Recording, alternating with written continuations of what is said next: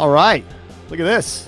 Wow. We're live. Wow. We are live just like that. You got to like that, huh? The gang back together. How cute is that? I mean, this is, it's been a little while. We're going to talk about some big milestones.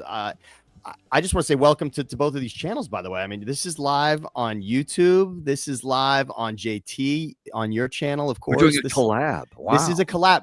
Looney, I know you'd like this. It's a very new age concept. So OnlyFans right now. A collab, right? This is cute. This is on JT the Bricks YouTube page. This is on Thinking Out Loud, Siciliano and Sam, which is where Andrew and I have our podcast that lives there. It also lives on his page as well. But right now we're on Thinking Out Loud, Siciliano and Sam. We're live at JT the Brick on YouTube. And for those that are listening to this podcast in the future, this podcast is available where you always get it. So that's exciting. So this is basically a very special edition. Please, Tom. Yes. I love Instagram, and his posts might be some of my. He's walking down the beach, and he's got some fun fact about what's going on with the NFL, and now it's the draft, and he's always got something that I hadn't heard before. It's fucking great. He is. No, Tom, you're so right. And he scours for that, and he does such a great job just putting it together in a nonchalant way. He finds an analogy and a fun fact, and guess what? If this happens, it's never happened before. And it's like, wow, I love that. Yeah. How about this? I double dipped with him yesterday. I had him on both shows. Radio Inside Secret. I had him live on Raider Nation Radio, then a replay on Mad Dog where I acted like it's live. It's a little radio secret. And I double dipped with him yesterday because I'm sure we'll segue into this, whatever we do. He's the voice of the Browns. Yes, and the Browns have nothing, the number 2 pick in the draft. So he's a pretty big guest to have on. So shout out to Andrew Siciliano. And thank you both for that.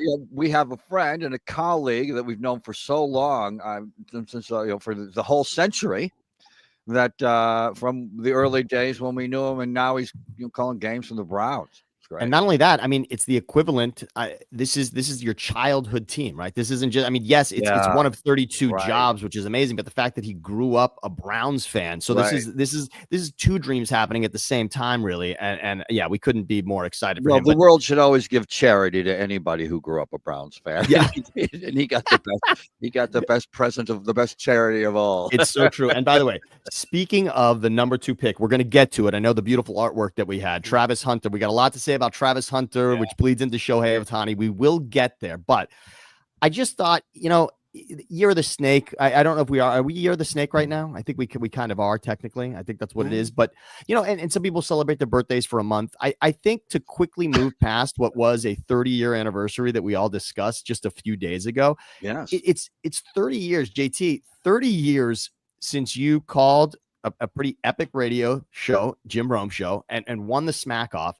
And here we are 30 years later. You and Tom spent over 17 of those together on the radio, but it's been 30 years of you doing this. I mean, you had a whole lifetime planned in another direction, and yet 30 years of not just radio, but here we are on YouTube as well. I mean, did you ever dream in that moment 30 years later, this is what it would look like? Well, Sam, first off, I didn't. And you putting together that live stream and 30-year show was one of the greatest things I've ever been a part of, because it was This Is Your Life. It was a surprise. It included my dad, my son, which I'll have forever. So that's really important to me. But the biggest thing that came out of it, which is breaking news, I haven't told anybody, that's officially my new anniversary, because my anniversary in radio has always been Memorial Day. Right. Memorial Day 1996 is when I went national. Well, no. You changed my life. My anniversary is the day I won that smack off. Who cares when I started on radio? I wouldn't have started on radio if I didn't win that caller contest. So instead of me pounding my chest, it's year 29 on Memorial Day, or by me showering with another anniversary show, we will go with that as my anniversary. Good Friday, April 14th, 1995. As my anniversary. Now you can take Memorial Day kind off. of streamlining that. And now Well, that is so inside. I love that. Wait a second. That is so inside Looney. I've never taken Memorial Day off for 28 years. Wow. And Memorial Day is a pretty freaking big That's a day. big one. No, that's a big one. That's a huge one. I was well aware of that. And and I keep reminding everybody, look at me. I'm doing heavy lifting on Memorial Day. You might have nailed it. That seems like a day I should be taking off. But thanks again for all the viewers, the listeners, the podcasters. It was very humbling. It was great. I'll have that forever. And that's what it's about to me. It's about legacy and posterity. And Sam, you dotted every I, crossed every T. I love you for that. Well, thank you for saying that, JT. Thanks for allowing me to be a part of it. You know, to be a small part of that story is one thing, but then to really wrap it up and kind of bind it the way that we did. And of course, for those that haven't read it, The Handoff is a book really not just about JT's life, but about one of the greatest relationships that he built in this business. And I anyone who's interested in sports, interested in radio, interested in sports broadcasting, and of course, JT, the Raiders, anything else, read that book, please. But for those that didn't, we basically did a version of that. And Looney, you were a huge part of it as well. I will tell you though, no matter what size part you had in this journey, the most overused word of the English language, you didn't have a small part in that podcast. I loved your 1 minute and 30-second intro of John Gruden. You're like Ted Koppel over there. Let John Gruden talk, Sam. Looney, you get those moments in your life and you think to yourself ahead of time, you think, oh, wow, I want to just bring Gruden on to have this moment with JT. And then I think, but am I formally introducing? I mean, like John Gruden makes sense to the world if we just put his face up there, right? But you want that chance. You want to give him his flowers. Your introduction was longer than the Pope Francis biography on Channel 5 that they did last night. Tom taught me one of the most important lessons of all time in broadcasting, by the way, JT. I'm sure he's done this to you, but there was a time. Remember, JT, I used to come on after you. There was a moment in time, Fox Sports Soup. I used to come on and put together the soup. Yes. And Looney one night was listening to the soup, and I mentioned someone died tragically and horrifically, right? It was like this horrible accident. And toaster fell in the bathtub. It was an awful, just a ridiculous death. And I said, this person passed away. And Tom calls me up and he says, Sam, you can't say that someone passed away. Someone passes away at 97 in their sleep. They don't pass away in a electrocuted by a toaster in the bathtub. I will never look at that the same. But I wanted to do one thing. I wanted to go back and just take a look at something that did happen on April 14th, which is now a new birthday for all of us, a new anniversary that'll mean something forever for us. But JT, we had Jim on with you, and there was such a great moment. Yeah. And I know you put it out there on social media, and I just want us to take a look back at that, because there's a lot to say about it, and it really just speaks to what those 30 years have been, and then what it even meant in that moment. So let's just take a listen to a little bit of you and Jim from last Monday, April 14th. To talk with listeners, callers, and build lifetime relationships is a blessing. And Jim, you opened that portal for me. I can never thank you enough for it. And man, what a shock and nice surprise today. 30 years ago today, I won the smack off and it changed my life. And you had everything to do with it. Thank you so much. My man, listen, happy anniversary to you, JT. I want to be so clear about this.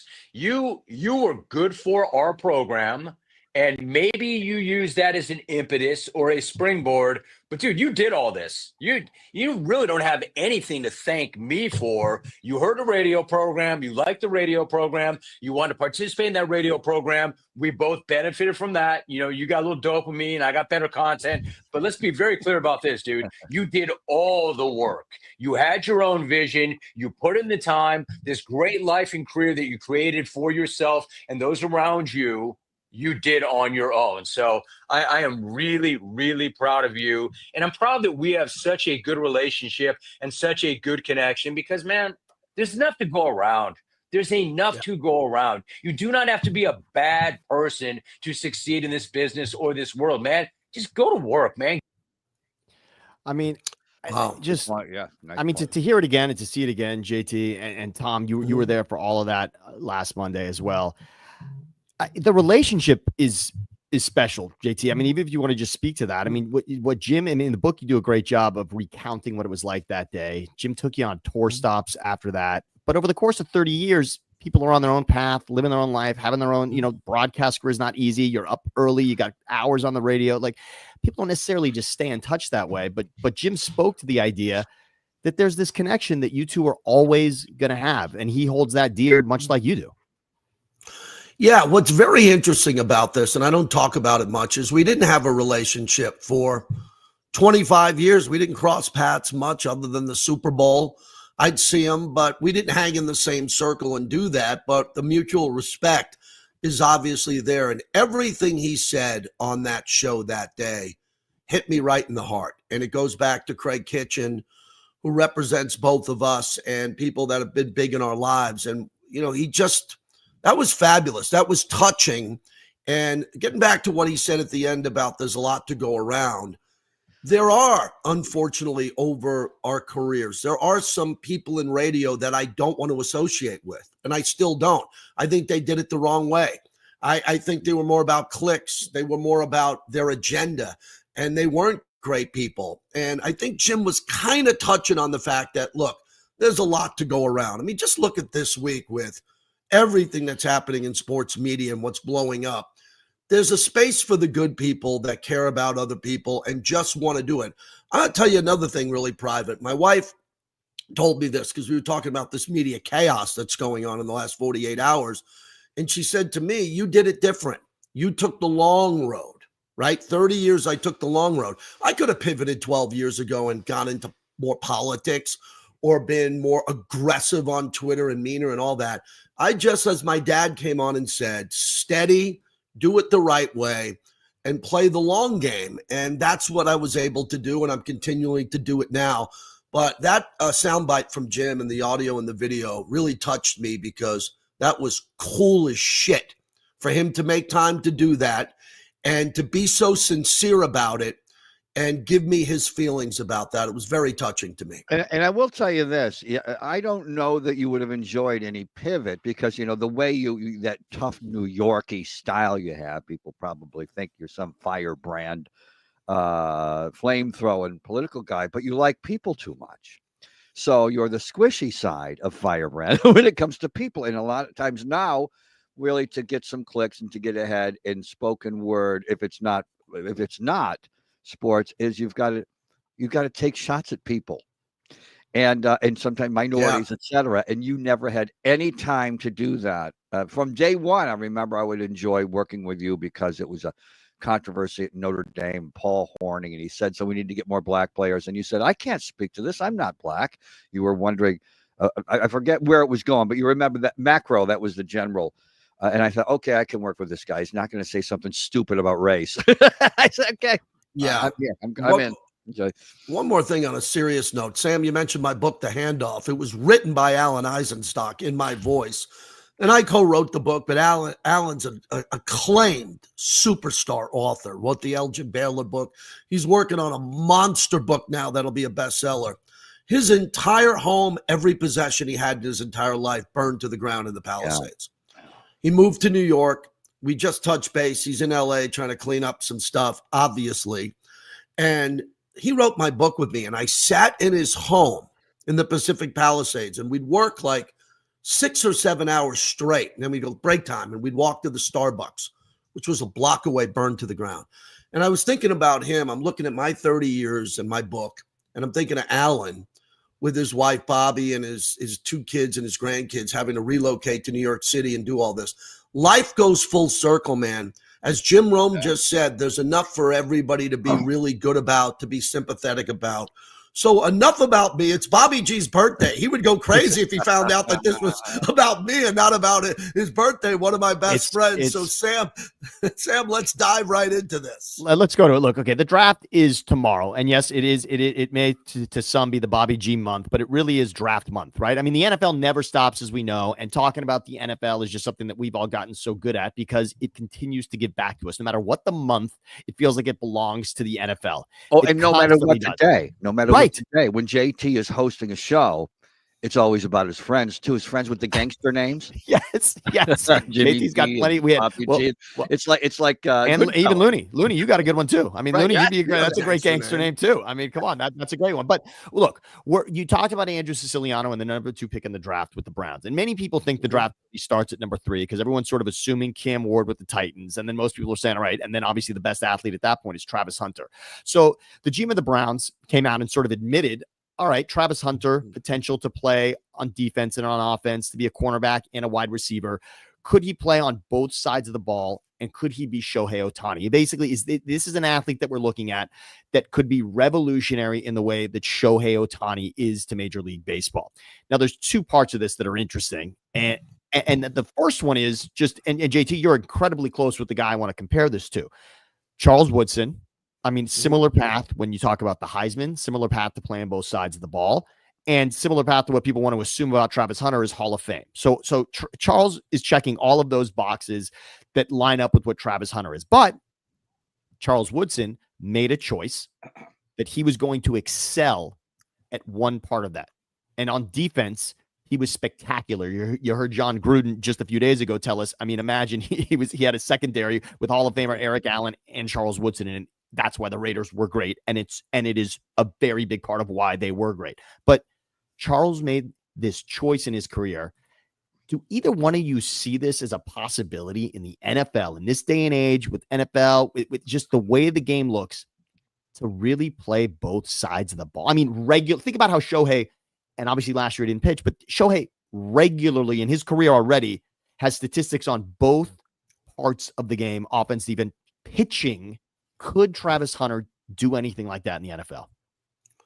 Well, Sam, it's a great question, and he's insisting on it. That's why it's going to happen. He's insisting on it. He's saying, do not go there. Do not draft me and think you're going to put me in a box and say I can't do that. So what I think is even better about that debate is what position side should he excel at? He's saying he wants to play 100% of the snaps. Well, good luck. This is the NFL. You got 6'2" linebackers. Right. When you're not looking at them and you're a wide receiver, they take your head off. Okay, when you're a corner and you got to come up and stop the run, there's an offensive tackle pulling that can ruin you. But I think he's going to play both ways. I think Cleveland's going to let him play both ways. Very interesting what you say about Charles. Charles came out with the Heisman Trophy on defense, but he did play offense. And when he did play offense in Oakland, the few times he did, the whole Coliseum was just standing up. There's Woodson on offense. I thought he should have did it more.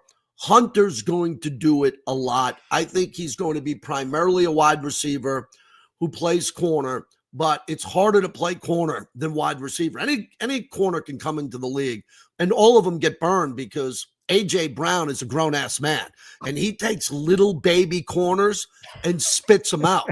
But Travis Hunter's different. He was a Heisman Trophy winner at corner, so I think he's going to come in for Cleveland and play, ready for this, 100% of the snaps in certain games. And if he doesn't, he's going to start at corner and they're going to put him in the red zone and on third down at wide receiver. Tom, what do you think? And I hope he does. See, there's sometimes you think he does. I hope he does. And sometimes we talk in those 2 different lanes, thinking and hoping. For several reasons, I hope he does. First of all, it's entertaining. It's fun for us. It's not my body. So it's just like, that's why I always want coaches to go on 4th and 1 in their own territory. It's not my coaching job, right? Exactly. And I love when they go on 4th. And I love when guys play both ways. When you have stories like this, when they play 2 sports like Deion did and Bo Jackson did, when are we going to have another one of those? And I think if Deion, what didn't have a personality that annoyed so many people, he would be in the conversation for greatest athlete of all time more often because of what he did in 2 sports, sometimes on the same day. This ranks up there with that. Well, you talk about that same day, Tom. I just wanted to mention there's a great piece, actually, someone that we all know and love very well. Pat O'Brien went with Deion on that plane the day that they covered the story. Kidding.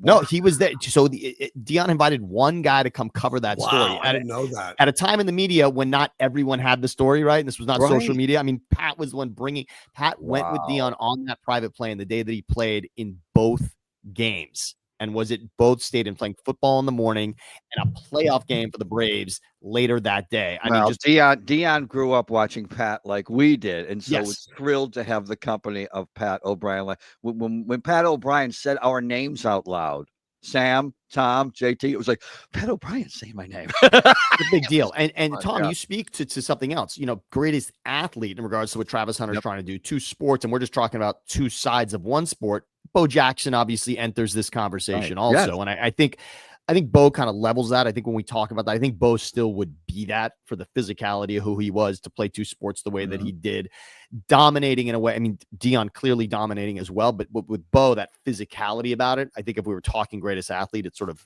starts and ends with Bo. Right. But with Travis, when Shohei Ohtani, and again, my family is here in LA. My dad is Philadelphia across the board. That's who we root for. But one team he adopted was the Angels. So when Shohei became an Angel, it was a huge story. And I'm thinking at the time, the Angels have had interesting luck over the years with signings and free agents and whatnot. Right. And we'll see. I just thought there's no way I said, this could work. This guy could be a great pitcher. This guy could be a great hitter. One of those two things could definitely happen, but there's no chance this will work out that he can do both. And certainly he shut that voice off in my mind and to everybody else.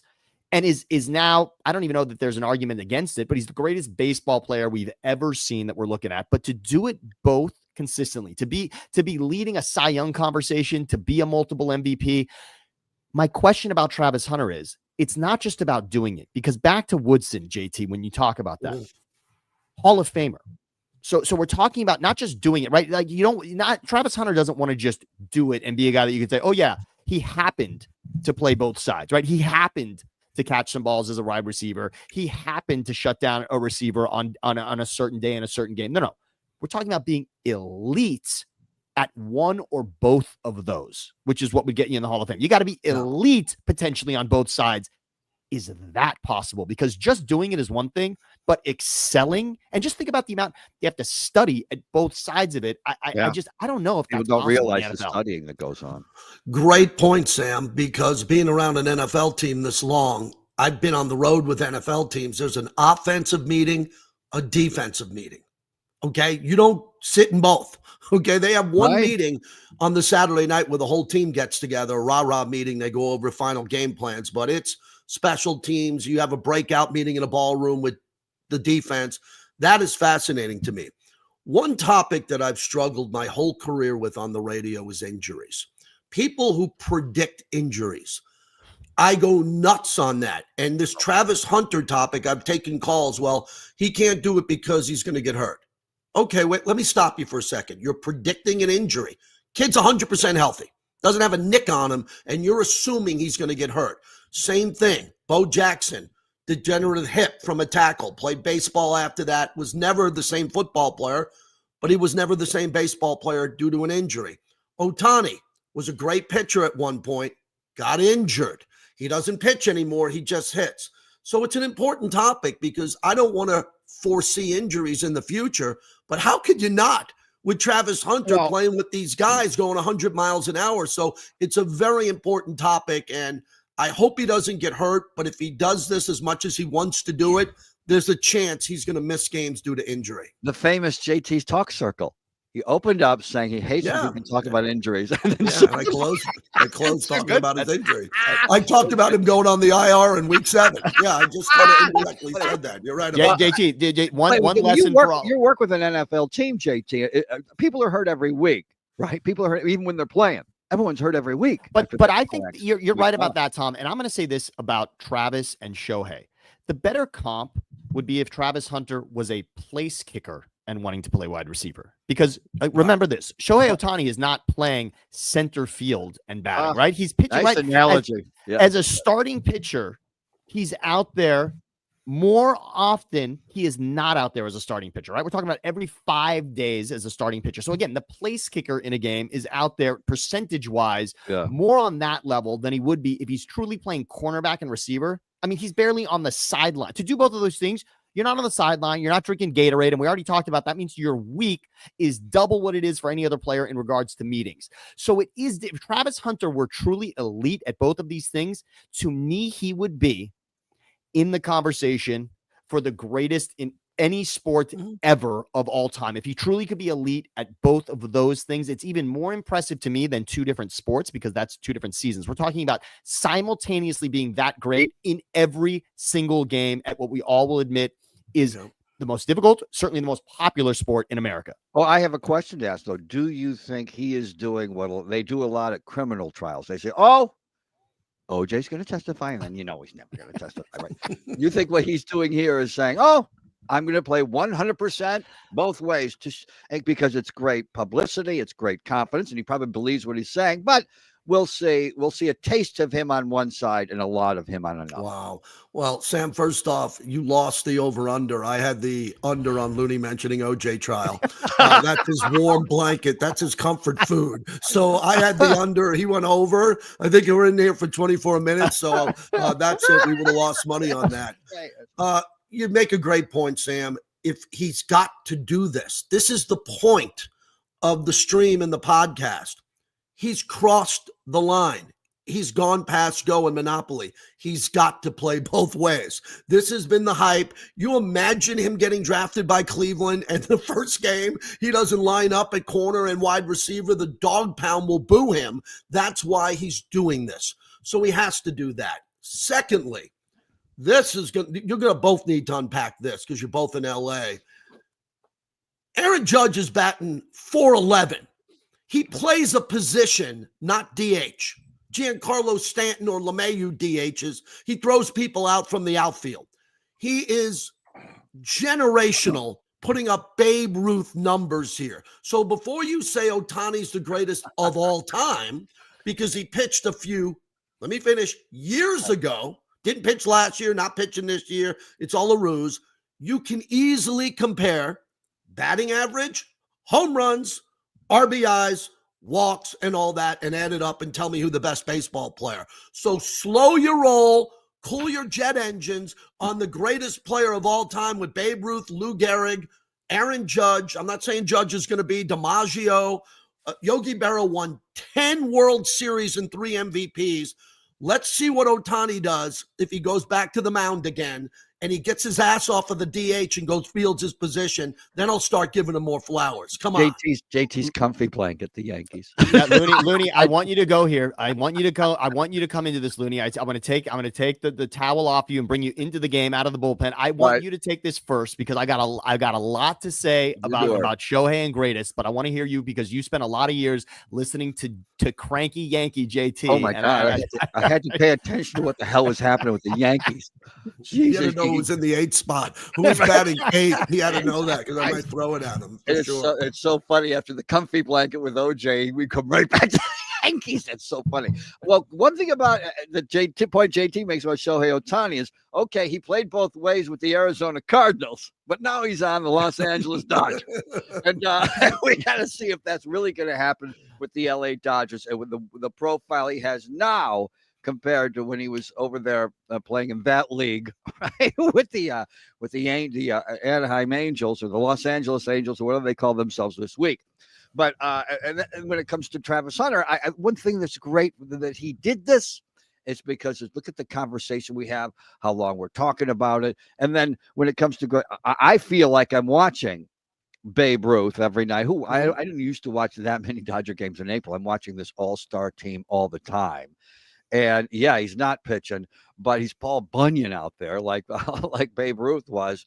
And that's the effect he's had on me, whether or not it's an insult to a lot of people who aren't alive anymore who loved Babe Ruth. Well, and go to the ballpark, go to Dodger Stadium now. And JT, when you're down here again, we should all go because the entire stadium is transformed in regards to what Shohei has done just from a pop culture standpoint in regards to Los Angeles and that stadium and just what it has been. The idea that a Japanese player would lead America's pastime in the conversation for greatest of all time is already stunning. So here's a couple of reasons. I think you have to take into account that Shohei did come from Japan. I mean, he's coming into the greatest league of all time in another country, in another language. There's all of that as well.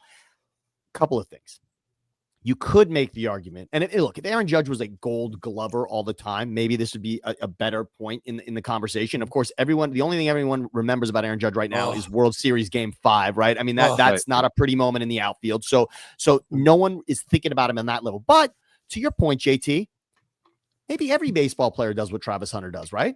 Because Freddie Freeman's playing first base and then he's got to hit, right? I mean, essentially every baseball player is playing Plays defense and offense. defense. Every single one of them, right? In fact, every single one of them, except for Shohei for this year. But the argument for Shohei is that in his first year, with the lights really on him and with the media really expecting him to do something, it wasn't like he came to the Dodgers and, oh, they had a nice season.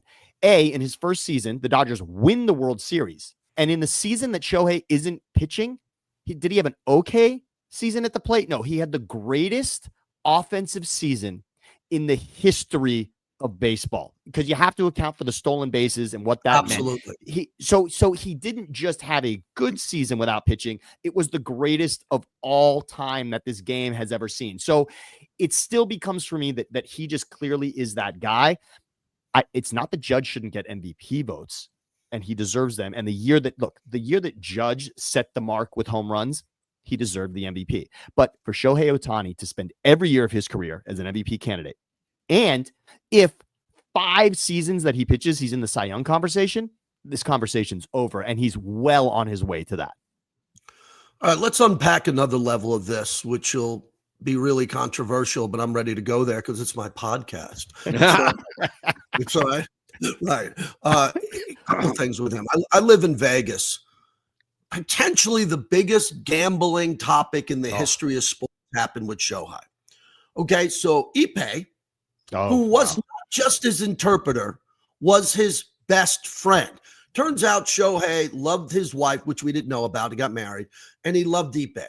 Ippei was taking a tremendous amount of money from, air quotes, behind Shohei's back, and then going and washing the money through a guy who was coming to Vegas and cleaning the money at a resort here. I'll leave the name of the resort out. So that was fact, not fiction. And now Ippei's going to jail, and Ippei's in a lot of trouble due to this. Okay, let's unpack that for another 30 seconds. He knew nothing. That would be like I get 10 Amazon boxes a day to my house. And all of a sudden I look at my checking account and I'm like, wow, I'm shocked. My wife's spending money on Amazon. And she's like, there's 10 boxes coming into my house every day. So the issue is I never believed ever that Shohei didn't know about Ippei taking all of his money. Period. You'll never convince me on that. Number 2, when it comes to this, I look at this deferred money being paid to him. Oh my God, this is a Wall Street scandal of epic proportions. I believe, Sam, in years from now, there'll be a rule, not by this commissioner, because he doesn't have the backbone to do it, that says, no, whatever money your salary is, we're going to effing pay you that every year. We're not going to defer it because you're going to retire in Tokyo and all the money is going to be tax deferred there and not there. Number 2. And then finally, the little fun one is I'm just amazed that 50-year-old men line up 6 miles into the Dodger parking lot to get a 50-cent bobblehead of him. Them as they're getting a little bobblehead, and they're waiting online for 6 hours, sweating with no water to get a bobblehead as they go in there. So those are 3 things I wanted to get in on. I see some of those lines, living so close to the station, to the ballpark, that they almost line up from my house all the way over there. And what's also funny about that is when she had the baby, when Mrs. Ohtani had the baby the other night, I said, oh, Lisa Marie had the baby, because when the scandal was hitting its height, all of a sudden a wife appeared, like when Michael Jackson had the height of his scandal. All of a sudden he's marrying Lisa Marie Presley. We had no idea that relationship existed. And the same thing with this wife appears, or a girlfriend appears, and then they're married. And so that was, I always thought of that as a possible, with conspiracy theories, a displacement of conflict, as they would say in Politics 101. Look over here. And it's just a fun topic, because they Sam, we all covered Lance Armstrong, correct? Big story. Yeah. Livestrong. We all covered Lance Armstrong. And he won 7 Tour de France's. One of them was legal. The rest of them, he finally, what did he do? He finally, 20 years about later, bloodletting. Yeah, bloodletting. We all learned about. Yeah. The Ohtani story tied to Vegas and Ippei is not over. Okay. I'm just telling you that it is not over. I love Ohtani as a baseball player. He's probably a great human being. I think there's more meat on the bone. I'm not looking to take him down. Developing hot. Dot. I love that. And the only other thing I'll say is about that greatest offensive season of all time, that was also not just joining a new team, but coming off of this scandal. So with that potential distraction as well. Point. And by the way, and to your point, JT, if he really knew about it, now he knows he's been caught. So think about trying to play baseball with that. And we all know that being at the plate is the most in your own mind thing. And there he is fighting the idea that he could be not just taken away from baseball, but put in jail. If JT's right and they've got nothing now, but he knows if speculate just for the sake of conversation that there might be something down the road, and he is playing that game and he has that season. But sometimes that's your escape. Remember Kobe when Kobe was in a little trouble, a little speed bump. He played great. He certainly did. And one thing, JT, you brought up Ipe as a best friend, and I know we already talked about it, and we've been talking about anniversaries, and I just want to bring up one thing because 59 years ago today, the world was given a gift, JT, an absolute gift, a beauty of a man. I think it's time that we say happy birthday and hello to Bobby G live. Now let's hanging tough. I love it. Look at this. Bobby G looking beautiful at 59 today. And this is 3 hours behind, remember. So this is 1 Eastern, 10 a.m. Pacific, 7 a.m. in Maui on vacation on his birthday. Look at this because he missed out, JT. He missed out on the celebration of the 30 years for you. And he said, you know what? I'm going to sacrifice on my own birthday. I got to get in there and forget about celebrating me. I want to celebrate JT. Wow. Bobby, happy birthday. Yeah, happy birthday, Bobby. Thank you, guys. Thank you, fellas. Yeah, it's up early, 7:15 a.m. and watching the show and loving it. Great to be here. Bobby, show us a little bit about. Yeah, I gotta see this yesterday place. This is where I stay. You go, yeah. Yeah, this is where I stay in Maui because being a great friend, it's right on the beach. The resorts are behind him. Wailea, the Fairmont, all of that. And the beach is right there. Like, I think I counted the steps, Bob, from your place to the beach. I think it was 36 or 37 steps to the beach. So what a great place, Bobby, to spend your birthday. How's it going? Oh, it's unbelievable. Today is a little windy. We were having some incredible weather, but the seas are angry today for Bobby G's birthday. And we're heading to one of your favorite spots, JT. We're going to head to the Four Seasons for a little birthday brunch this morning. Well, I got to say this much, Bobby. We on last Monday, Looney was here. JT and I, we were celebrating the 30 years since JT won that smack off, and we talked to Jimmy B, we talked to Flipsy, but you were right there that day. JT wins that smack off, and by the way, remember Jim's show was on early. It's still on early, so the whole day ahead of you to really celebrate this incredible monumental achievement. What was that like back at the pad with JT having won that smack off in what was one of the most tremendous moments of his life? Yeah. I mean, we're going back 35 years here. And when I met JT was my stockbroker. And I was a little concerned. I'm like, my stockbroker's leaving the desk and he's calling me to the show. I'm like, what's going on with this guy? But obviously monumental for all of us, life-changing to be there from the beginning. JT and I coincidentally came from the same town in Massapequa. So two Massapequa guys moving to San Diego. Fate brings us together. And it's been life-changing for all of us. But to see that show, man, so well put together, the stars of Gruden and obviously to have all those people on the call was just amazing. I'm sorry I missed it, but of course, awesome to celebrate that call and the history of our friendship and everything that the show and JT has brought to all of our lives. It's just incredible. Well, it's even bigger because you didn't miss that. You have a job, but you are now celebrating your birthday on the beach in Maui, and you're all going to have a good time. Guys, I have breaking news. Okay. What do we got? I love this. We're all on a text. I was texting him at 5 a.m. his time, 8 our time. We're on a text wishing Bobby G happy birthday, and we all joke about what we're going to get for each other. I am comping Bobby G the $400 AC/DC all-you-can-drink club seat at Legion Stadium Saturday night. So he's coming in hot. He's taking, listen to this, he's taking a red eye. I didn't even know those existed for Maui. He's landing in Vegas at 5:30 in the morning. We're going into AC/DC in the club seats first time ever open bar, all you can eat. And we are going to have one of the biggest nights of our life, Angus and Rockin'. So, Bobby, you're all comp land because that's important via your best friend. So get ready for that. Oh, man, I can't wait. I'll be coming in hot. Yeah, the Red Eye land 5 a.m. And I'm sure you guys have the pool party lined up. And then we go out to Legion Stadium, man. Can't wait. Well, Bobby, one thing were you going to take, by the way, I just want to show everybody here that this was, so yesterday, Bobby, are you going to take the helicopter instead of the red eye? Tell us a little bit. Look at this. I mean, you're there with your beautiful fiance as well, Bobby. And I think we were celebrating 2 different birthdays over the last couple of weeks, but how was the helicopter ride? And can you get that thing to Vegas maybe? Oh my God, the helicopter ride was amazing. Went a little island jumping, saw some whales, the cliffs, the waterfalls. Just an amazing trip. We're celebrating the twins' 50th birthday. Wow. April 21st. Mine's the 23rd. We met 15 years ago on my birthday, April 23rd in Vegas.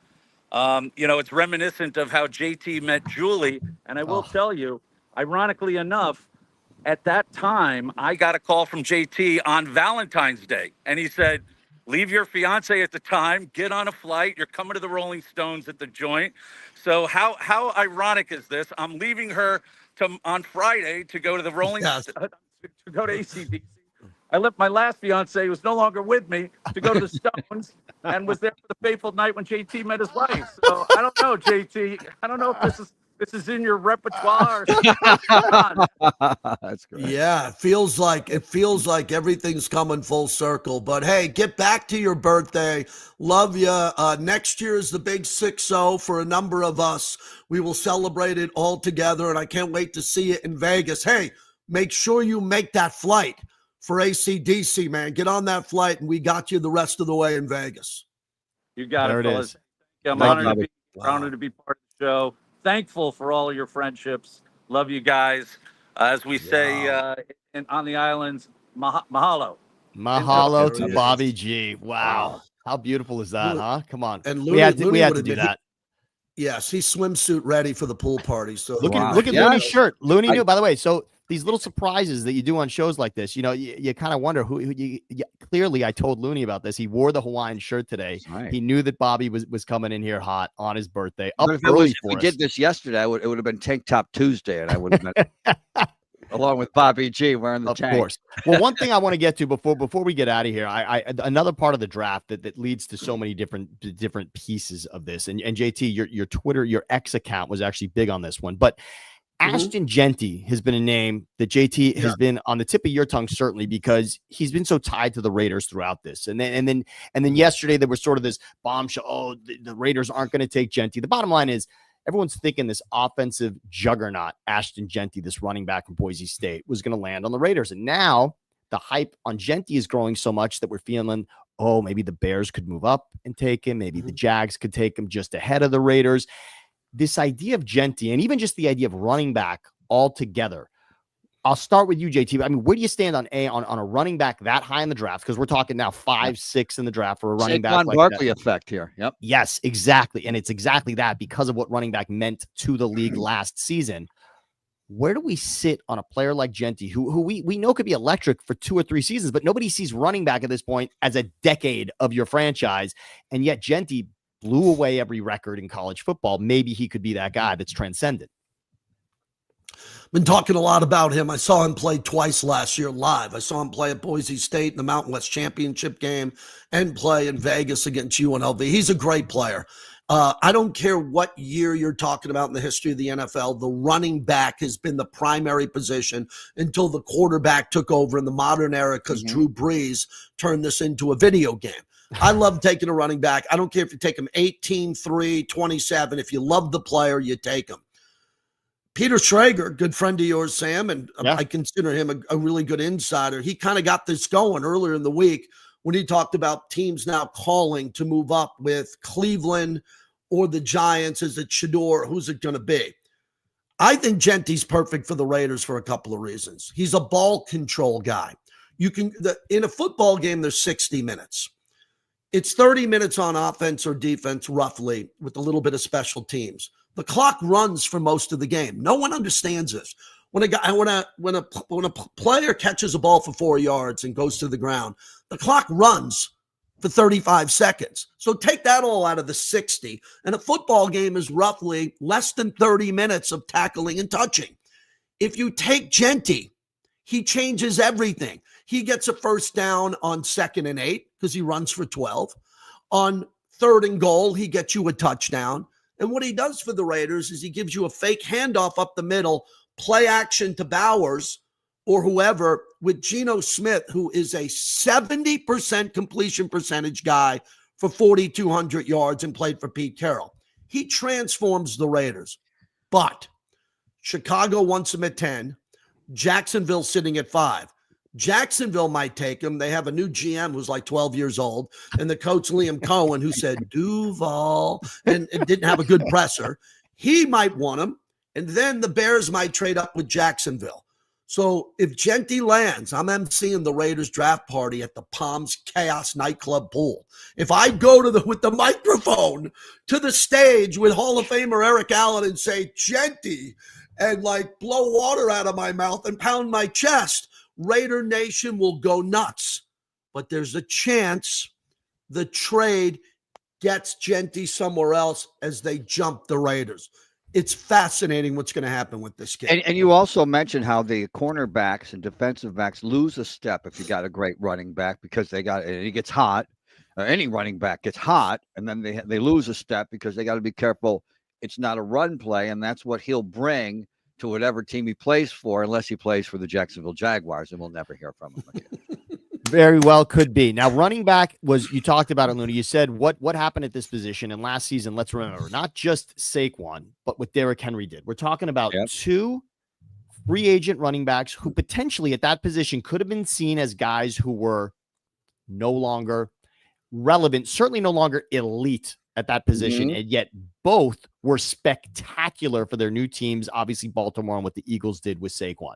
Now, the reason that we're going in this direction is, number one, you're going to have Genty in a place drafted where I remember when the outrage on Ezekiel Elliott being drafted where he did. And then last season, not last season, but a couple of seasons ago, Bijan Robinson being drafted as high as he was by the Falcons. And we're all still kind of waiting on Bijan. So it's one thing, you can look at it on one side of the coin, the Saquon Derrick Henry part of it. And then recent history tells us, all right, is running back going to transform your franchise with a drafted running back? Is that going to make that kind of a difference on your team? But it really got me thinking about something that your X account was going nuts about. One quick note there is, go for it, Tom. There's a luck of who drafts you. That is, let's take a look. Giants, Eagles. The Giants got Saquon Barkley. Sure. Didn't work. That rookie of the year, sure, but outside of that, not much. Now, JT, this was your X account was going crazy about this because you made a great argument, but there was a conversation about running backs and the Mount Rushmore of running backs, and this account put it up there that the Mount Rushmore of running backs, according to this Twitter account, is Barry Sanders, Jim Brown, Walter Payton, and Adrian Peterson. Now, you start the list in a great place, right? I think that the Barry, Jim, and even Walter for most is just sort of a wash, right? If Mount Rushmore's 3 faces and not 4, I don't think anyone's got a problem with this. But that 4th slot now begs the conversation here. Now I'll let you go with it, JT, first, because you cracked at this, and I know, Tom, you wanted in this as well. But JT, when this hit your feed, what was the first thing that came to mind?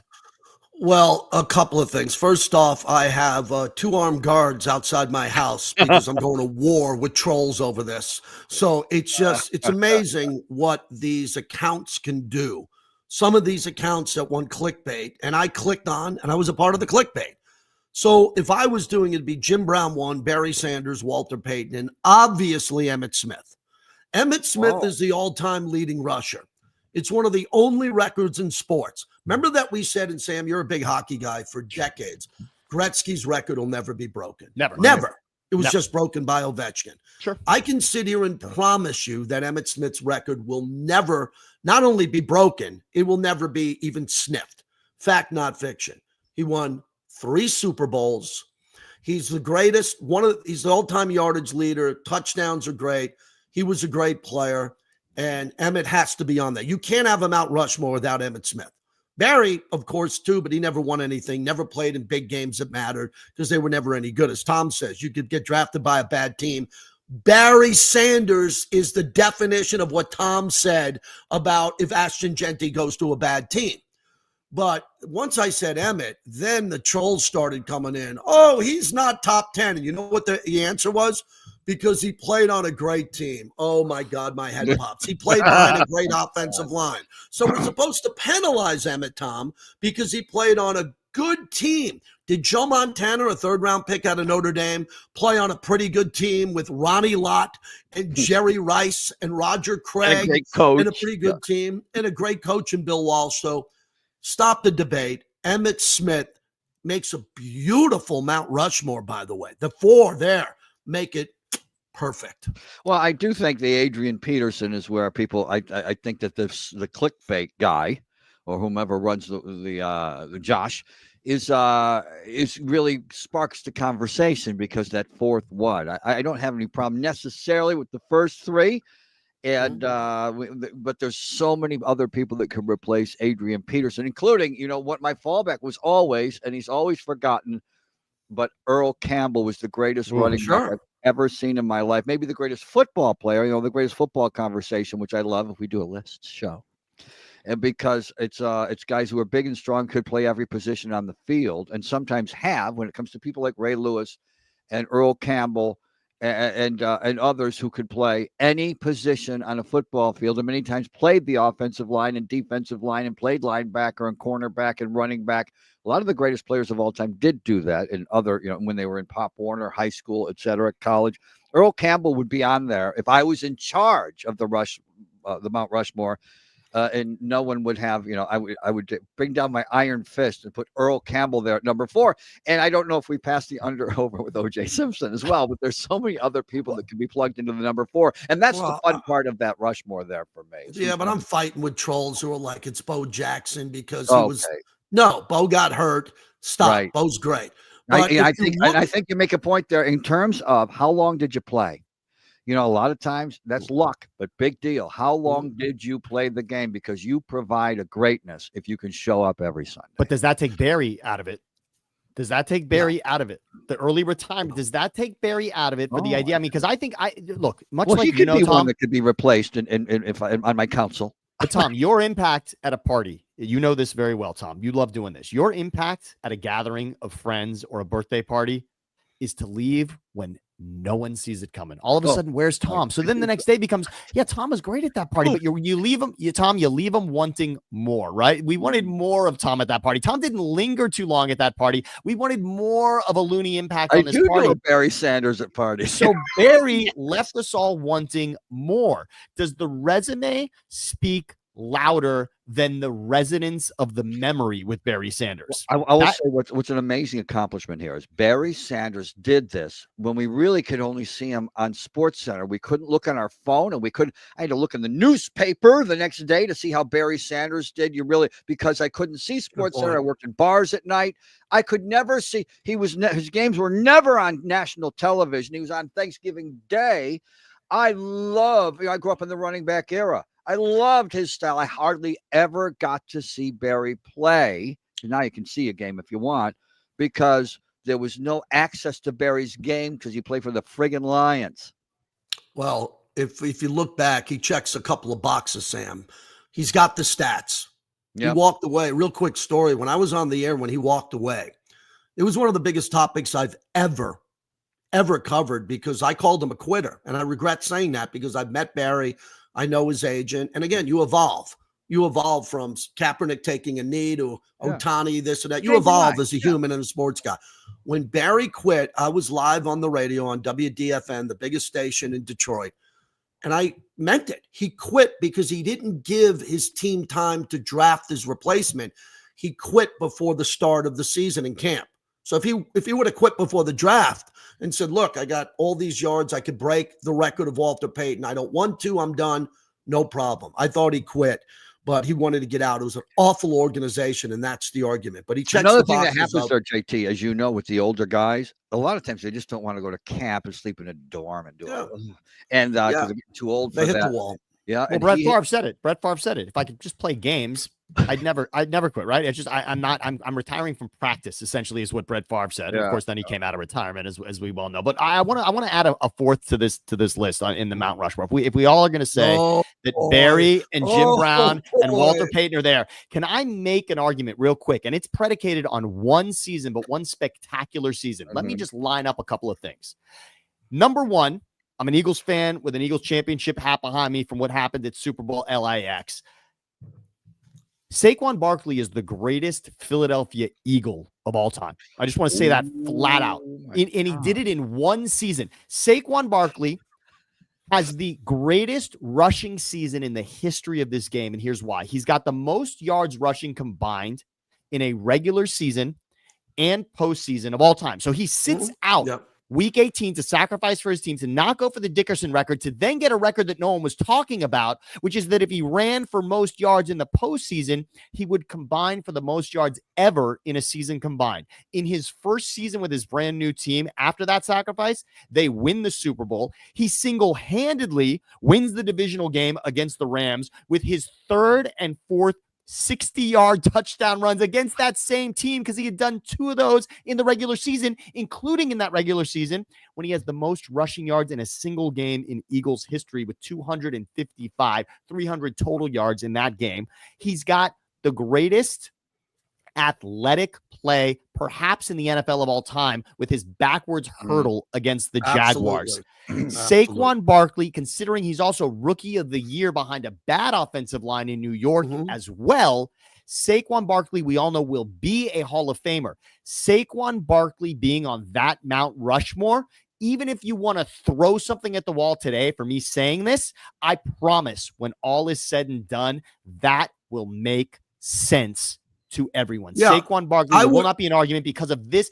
And in one season, he changed that conversation. I would agree, because I like to forecast in the future. We started off this stream and podcast with Travis Hunter. I think it's safe to forecast, because of his elite talent, that he could be a Hall of Famer before he makes one Pro Bowl and one All-Pro. I'm good with that. That's what I do for a living. I project forward what I see. If you look at Mount Rushmore, from Mount Rushmore. So you're there looking up at the rock. To the left, where on the picture, if you put the picture back up where Barry is, we're looking up to Barry's right. There's no more room. It's jagged edge. You can't do it. To the right of that stupid Adrian Peterson, you can take it out to 7 presidents and 7 running backs. And we have a president now who wants to be on Mount Rushmore before it's over. Okay, so I don't want to go there. But Mount Rushmore has 4, not 5. Top 5s are so easy. Oh, it's great. Top 10, David Letterman. Right. Everybody steals it now. You got TV hosts on cable that do top 10 list every day. David Letterman should get a piece of that. You're right about Saquon.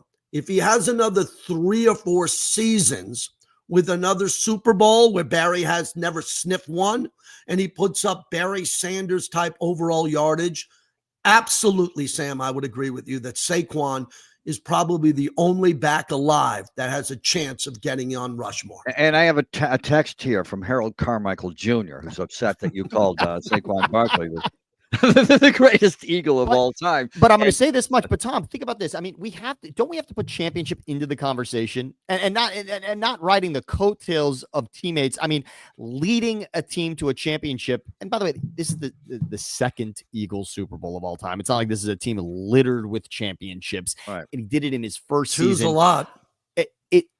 I'm sorry, but Saquon I don't even think you need to take second interviews with anybody else from an Eagle standpoint to call Saquon the greatest Eagle of all time. When you look at how decorated that season was, in one season, he ends the conversation, in my opinion. And yes, Harold Carmichael, we can go back to, we could talk Chuck Bednarik, but you know what? I'm sorry. Let me just live today for what it is. Saquon's by far the most decorated. Hey, Tom, don't laugh about Bednarik. He'd come from beyond the grave and wring your neck like Frank Gifford. I have the photo like Frank Gifford and throw you to the ground. Sam, before we wrap this up, is it safe to talk about our Eagles Super Bowl trip in Jacksonville? When let's do it, please. The condos, when I'll start the story because Sam will say it better, because I was staying at my in-laws. My in-laws lived in St. Augustine. So lucky, yes. No, so here's a quick story. It's Patriots versus Eagles, Jacksonville. First and only Super Bowl. There'll never be a Super Bowl in Jacksonville again. 2004 They had season. to bring in cruise ships because they didn't have enough hotel rooms. I'm staying. Andrew Ashwood, the late Andrew Ashwood, ends up, instead of renting rooms, gets a condo by the beach. And Sam, you can pick it up from here. I think the first night of the trip where the players are allowed to go out because it's Super Bowl week, they get one night, the beginning, to go out. All of a sudden, Sam, who walks in the bar as you guys are going ape shit, drinking on your per diem like it's the last dollar you have? Go from there. So let's credit to Ashwood, and Tom, you know and love Andrew Ashwood as well. So Andrew Ashwood, we're debuting a new morning show, actually, JT. That was the beauty of this. This is Zach and Jack. No, this is Van Earl and Andrew. This is the extravaganza 2.0. All right. So we got Van Earl, Andrew Siciliano, and Crystal Fernandez. We're debuting this morning show. Andrew, love him for this, gives us this humongous speech about this is the biggest week of this show's life. We are debuting essentially at the Super Bowl. For people that don't know that you actually technically started a few days ago, at the Super Bowl is where people pay attention. Let's be on our game. But Ashwood, because of who he is, takes us out to at least, yeah, babe, have at least a moment of camaraderie together. He says, all right, we can have a drink here. Let's have a nice time. And we do. We have that drink. Well, we turn around. That door opens, like you said, JT. Not just some of the Eagles, we're not talking that I happen to mention. It's not that I'm just noticing. Oh, that could be Ike Reese. No. We're talking about Donovan McNabb. Oh my God. I mean, McNabb 100% walks in. At one point, McNabb was, I think, on the piano, JT. I mean, they were singing and it's the Sunday night, not the Sunday night, obviously, of the Super Bowl, but the Sunday night to start that week of Super Bowl prep. And the Eagles, and when I say the Eagles, yes, their quarterback, who I love, and I've hung out and worked with Donovan McNabb. Yeah. What an awesome person. But that, as exciting in that moment as it was to see players that were involved in the game, especially for how scattered Jacksonville was. And I loved that Super Bowl for many reasons for what it was. Yeah, but so did I. That was not a city where you knew where to be, right? That's not like the Combine where the fight happens in the one Starbucks where everybody is, right? We could have been anywhere in any bar. And as you said, Ashwood got us condos. That there was no centralized point of Jacksonville at that Super Bowl. The idea that the Eagles would walk into what I'm going to call our local beach bar in Jacksonville, the percentages were impossible, and it happened. So we were incredibly excited in that moment. I will say, fast forward a week later, and I regretted every second of seeing any of the Eagles in that bar for the way that game ended. The way that game ended, JT, the Eagles were in that game. The Eagles, if I remember correctly, were leading that game at halftime. And of course, they were. That game ended obviously poorly. It ended as a 3-point game, even though technically it was a 10-point game. A late touchdown to Greg Lewis cut it to 3. McNabb threw 3 interceptions. Rodney Harrison was on the receiving end of that. And Deion Branch won the MVP of that game. A sad moment as an Eagles fan, thinking it would never happen again and get that close. But that was a very true story, JT. You're forgetting one big thing. Donovan puked. I didn't want to say it. You didn't want to say it. I said it. I didn't have to do with drinking the Sunday before, but in the fourth quarter, dehydration, all that, he puked. And to put a bow on this before Looney does, here's the key to that story. The Patriots were staying at World Golf Village, which is where I was in St. Augustine, which is like 25 to 30 miles away. Belichick sequestered them, so they couldn't go out. They didn't do anything. And there's Donovan and the crew walking into the bar where Ashwood throws the credit card down. And that ties it up beautifully on the difference between Belichick. That was Andy Reid. That was right? Andy. That was Andy. That was Andy. At the time. But Donovan clearly was kind of leading that. I mean, come on, the quarterback of the team says, "Hey, we're going out." That was unbelievable. Well, boys. One thing I wanted to say about it's not a small world. I hate that comment. You know why? Because it's enormous. It's enormous. And when things like that happen, it's incredible. Things like that about JT's wife happening to go to Rolling Stones concert because she won it in a raffle and happens to be at the Hard Rock. That's not a small world. It's enormous. So many different ways. The math that has to be put together for us to be doing a show together, for you to have a wife and kids, and you as well, Sam, and for the Philadelphia Eagles to walk into a bar in a city where they could have walked in anywhere. Those are the great magical moments in life where in this enormous world that we live in, when the universe gives us those gifts, we have to remember to put things in perspective and enjoy them.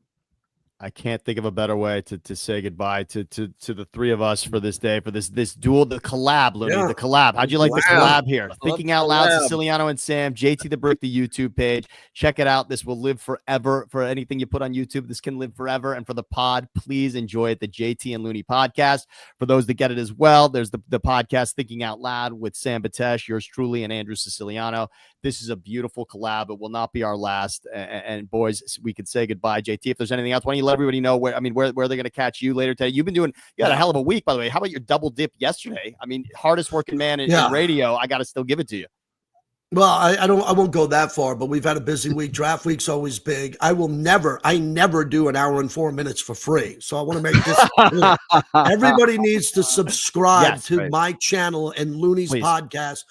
This is a very important thing I'm about to say. I think we're better than Smartless. I think at times we're better than Joe Rogan. I do. I really mean that. I think we do a better job, but it doesn't matter if no one clicks on subscribe and like. We've been doing this a while now. Our numbers are great.